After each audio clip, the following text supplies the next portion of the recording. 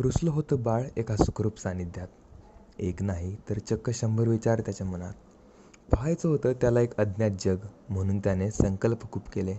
चक्क दिमाखाने दिलेल्या सल्ल्यालाही त्याने शेवटी प्रत्युत्तर दिले. हृदय कधी दिमाखाचं ऐकतं का, असं त्यानं सांगितलं. आणि शेवटी जे नव्हतं करायचं तेच त्यानं केलं. नाजूकशा पावलांनी त्याला तिकडे नेलं.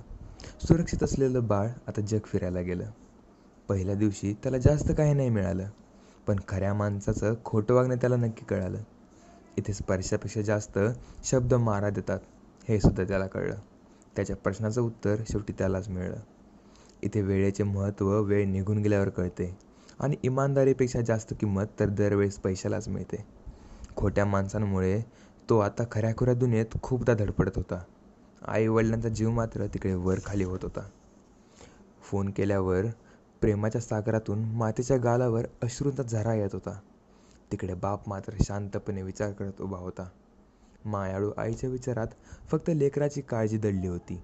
दुर्दैवाने अशुभ घटना तर कानावर खूप वेळा पडली होती. पण मुलगा माझा खूप भोळा आहे, हा विचार आईला घेरत होता.